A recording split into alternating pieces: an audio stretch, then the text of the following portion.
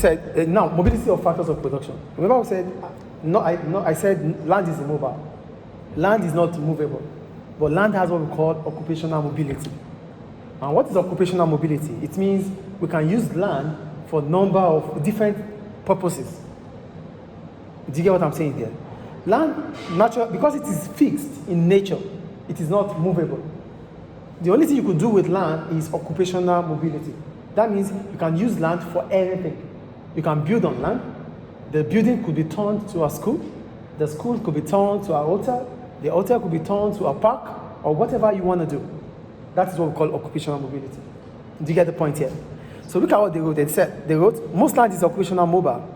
This means that it can be used for a number of purposes.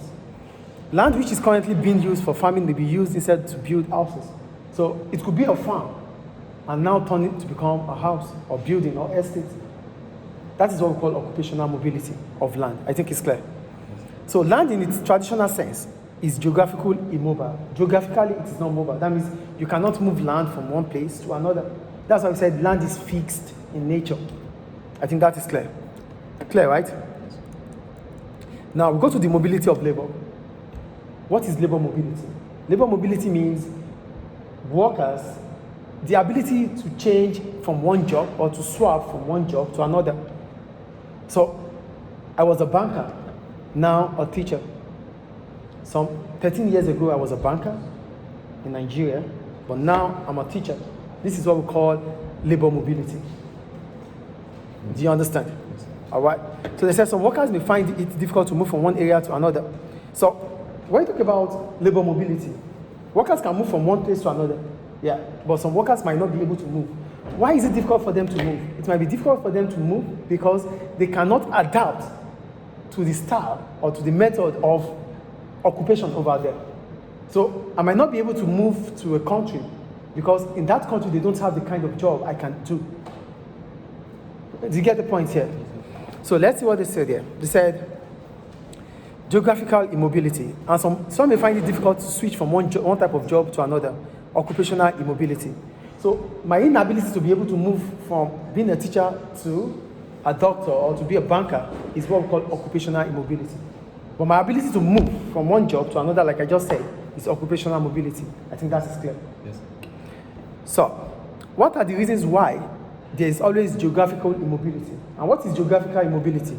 Geographical immobility means that the worker cannot move from one place to another. So there are different reasons. One of the reasons is differences in the price and availability of housing in different areas and countries. So I might not move to Misrata because houses in Misrata are expensive. So I am not moving there, not because I can't do the jobs there. I'm not moving there because houses over there are expensive or the living style there is expensive. That's one of the reasons why we have geographical immobility. I think that is clear. The second one, family ties. Because you are so attached to your family, it's difficult for you to leave them, except if you're going to move with them. So if the job that you have is not going to allow your family to be with you, you might not want to move. So family ties can also be one of the reasons why there is what? Geographical immobility in labor. It's clear, right? Yes. The third point. Differences in the educational system in different areas and countries. So people may not be willing to move to a job elsewhere if it disrupts their children's education. So I might not be able to move to another country if I think the education over there is not at par or above the one they have here. So, I have a good job there, but the education there is not what can be written home about. So we are not going to move. That's another reason why there's what? Geographical mobility of labor. I think it's clear. The fourth point here, lack of information. People without jobs or those in poorly paid jobs may stay where they are because they are unaware of job opportunities elsewhere. Because I don't have information about other countries, I might feel here is best. Because I lack information. Lack of information might make me not be able to make decisions about moving away. So there might be geographical mobility of labor because workers lack information. Do you get the point? Yes. And the last point here, restrictions on the movement of workers. It is often necessary to obtain a work visa to work in another country, and this can be limited in supply. Yeah, you need to obtain a visa And if it's not coming forth, then you won't be able to move. Retirement age and the school leaving age is this. For retirement age, it means it can be a factor that determines the quantity of labor. How? If the retirement age is low, the number of people that leave job, they will leave job at their earliest age. That means the demand for labor will continue to rise. The supply will fall. But if the retirement age is high, that means a lot of people will stay longer years at work. That means the supply of labor will be less than the demand for labor, because a lot of people will still be at work. Then the school leaving age. If the school leaving age is increasing, it means that students have to spend more years in school.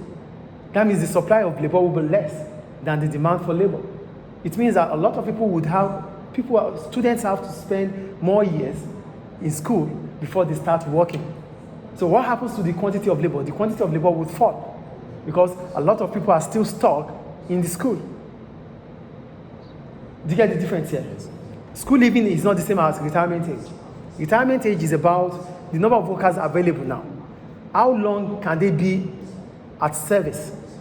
So if the retirement age is increasing, it means people will still stay longer years at service. Then there won't be problem for shortage of workers. That is what is happening in UK. The retirement age in UK is less. So now they are short of workers. So the UK government is trying to increase the retirement age so that people can stay more years at work, at service. So that will reduce the demand for labor and increase the supply of labor. Is it clear? Yes. And the attitude to working women. So in some countries, women are not working. In some culture, women are not working. But if the number of women working increases, that means the quantity of labor will increase. But if the number of women working in a country is reducing or is not allowed, then the quantity of labor would fall. So these are all the factors that determine the quantity of labor: the age structure, the population, the number of women working, the school leaving age.